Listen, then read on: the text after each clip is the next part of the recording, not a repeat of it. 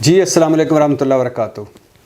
علی بلال المعروف ذلِ شاہ قتل ہوا، شہید ہوا، دفن ہوا، لیکن اس کی موت، اس کی شہادت کو گزشتہ روز نگران وزیر اعلیٰ پنجاب اور آئی جی پنجاب نے مزید الجھا دیا، اور ان کا کہنا تھا کہ علی بلال کو ہم نے گرفتار کیا، فورٹس اسٹیڈیم پہ ان کو چھوڑ دیا، اس کے بعد ان کا کار ایکسیڈنٹ حادثہ ہوا، اور اس کے بعد تحریک انصاف کے کارکنوں نے لے کر ہسپتال آئے، اور یہ ہم پر جو قتل کا الزام ہے یہ غلط ہے، اور یہ ہمارے پاس اس کے ثبوت موجود ہیں۔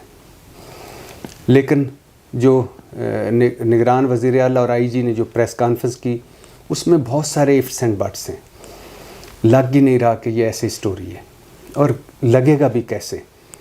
پاکستان میں غریب آدمی مر جائے کون قبول کرتا ہے کہ میں نے مارا ہے؟ اور اگر قبول بھی ہو جائے، پتہ بھی چل جائے، یعنی وہ عبد المجید اچکزئی تھے، انہوں نے دن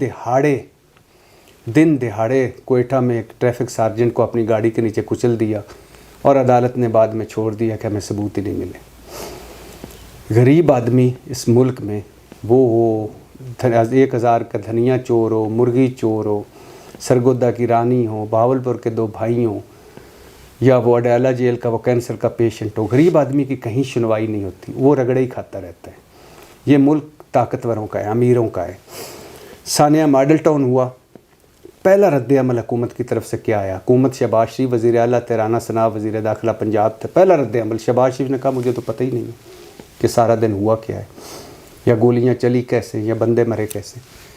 اس کے بعد پولیس کا کیا آیا جی؟ پہلا رد عمل آیا کہ جی منہاج القرآن میں اندر دہشت گرد چھپے ہوئے تھے، انہوں نے معصوم بے گناہ پولیس پر فائرنگ کر دی، جوابی فائرنگ میں وہ مارے گئے۔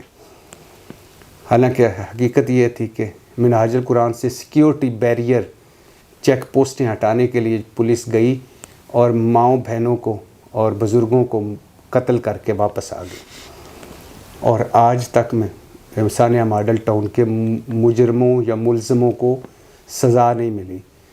سارے پولیس افسر جو اس میں شریک تھے، سب کے سب ترقیاں ہوئیں، پوسٹنگز ہوئیں، اور ان میں سے کئی اب بھی اعلیٰ عہدوں پر ہیں، اور خیر سے شہباز شریف بھی ترقی ہوئی، وزیر اعلیٰ سے وزیر اعظم بن گئے، رانا صاحب وزیر داخلہ پنجاب سے یا وزیر قانون پنجاب سے وزیر داخلہ پاکستان بن گئے، سب کی ترقی ہوئی۔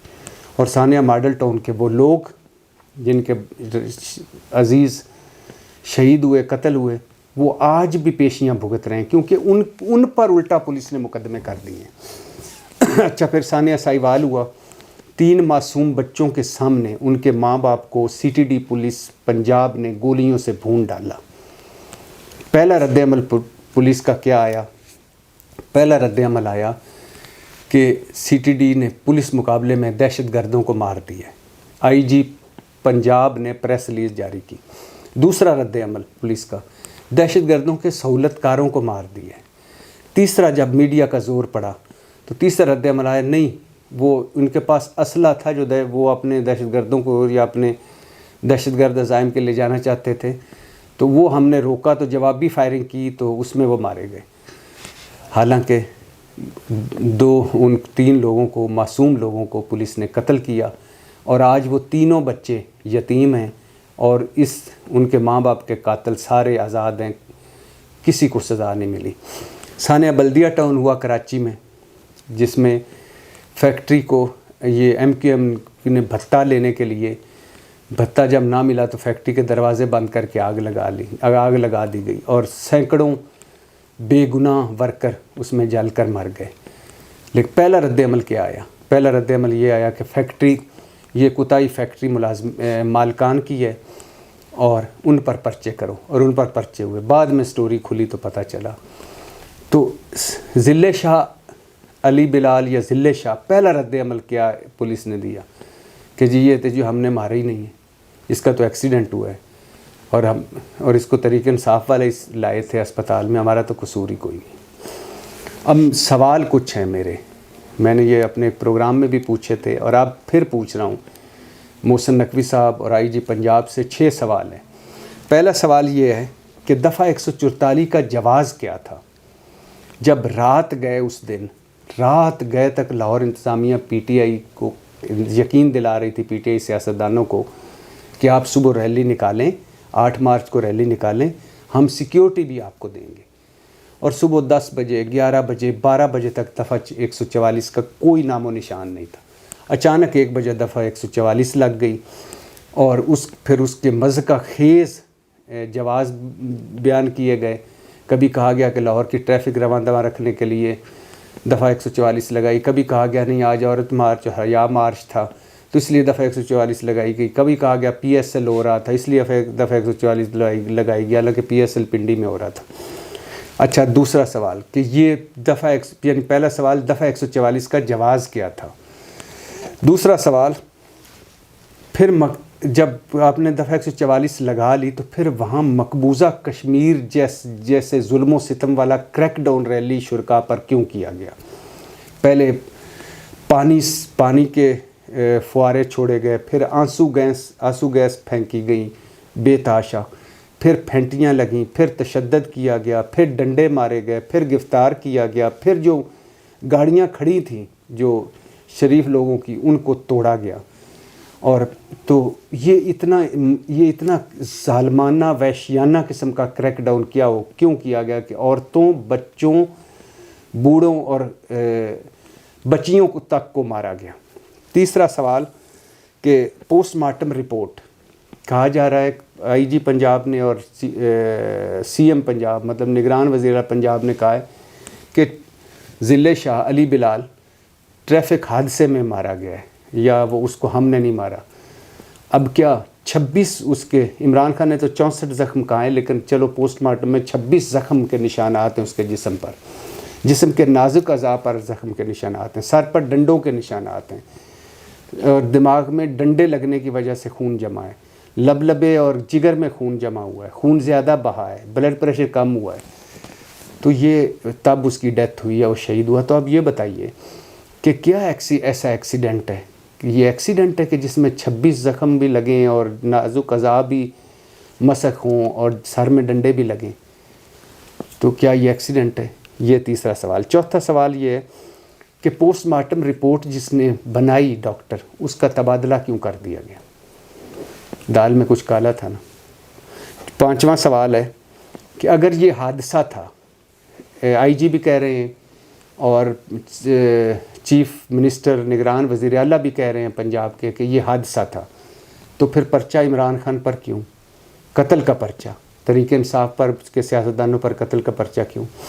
آئی جی صاحب کہہ رہے تھے کہ جب ہمیں پتہ چلا کہ بندے کی ڈیتھ ہو گئی ہے تو ہمیں یہ پتہ نہیں تھا کہ حادثے میں ڈیتھ ہو گئی ہے یا قتل ہو گیا ہے وہ، تو ہم نے پرچہ کر دیا۔ اب پہلی بات یہاں لیجیے کہ بقول پولیس کہ انہیں پتہ نہیں تھا کہ حادثے میں ضلع شاہ مرا ہے، شہید ہوا ہے، یا قتل اس کا ہوا ہے، تو اگر یہ معلوم نہیں تھا تو پرچہ کیوں کیا گیا عمران خان پر؟ قتل کا پرچہ کیوں کیا گیا؟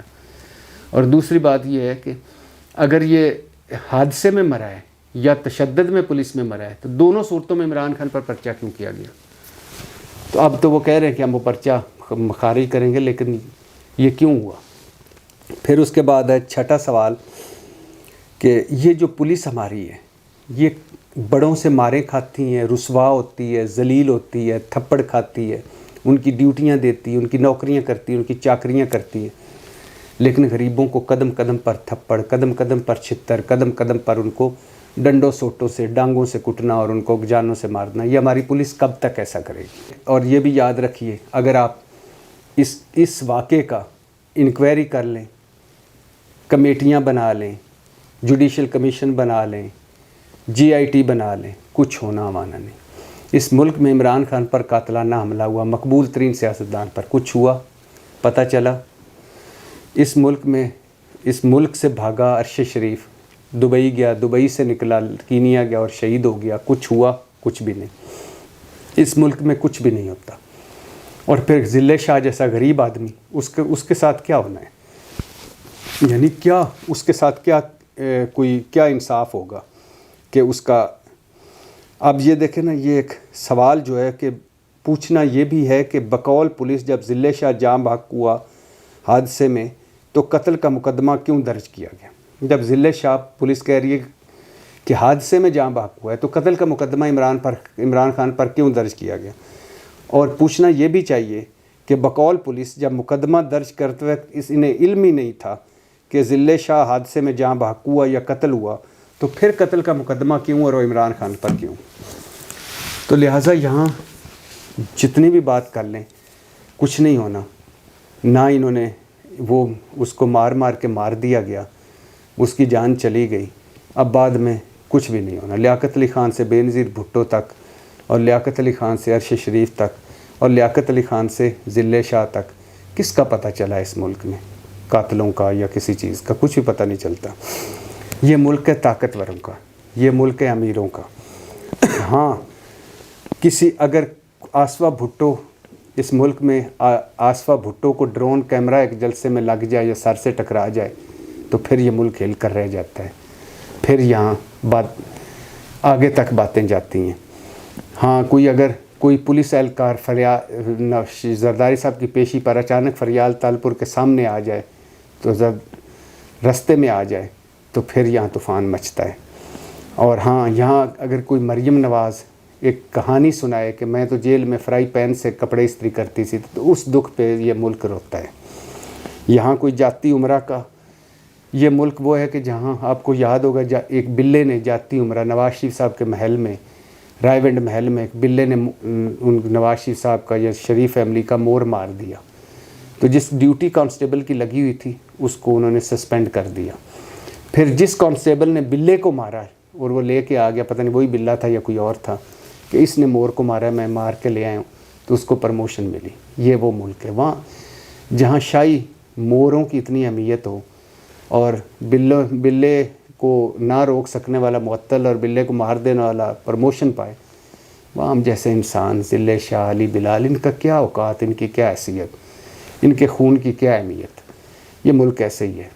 تو بہرحال دکھ اور تکلیف کی بات یہ ہے کہ وحشیانہ طور پر، بے ایمانہ طور پر اور درندگی سے شہید ہوا، وہ قتل ہوا، اور کوئی ہے ہی مان ہی نہیں رہا کہ یہ کس نے کیا. کوئی کسی پہ ڈال رہا ہے، کوئی کسی پہ ڈال رہا ہے، کوئی کسی پہ ڈال رہا ہے. ہم یہاں پہنچے اس وجہ سے ہیں کہ کوئی نہیں مانتا کہ معیشت کس نے خراب کی، ہماری عزت ملک کی کس نے خراب کی، ہماری تجارت کس نے خراب کی، ہماری خارجہ پالیسی کس نے خراب کی، ہمارے ادارے کس نے تباہ و برباد کیے، اس قوم کو اس تباہی کے دھرنے پہ کس نے پہنچایا، ملک کو تباہی کے دھرنے پہ کس نے پہنچایا. سب پچھلے پہ ڈال کے، اور وہ اس پہ ڈالتے ہیں اور اگلا ان پہ ڈالتا ہے اور اگلا ان پہ ڈالتے ہیں، اور 75 سال دائروں میں ہم گھوم رہے ہیں. اللہ رحم کرے، اللہ فضل کرے. پاکستان زندہ باد.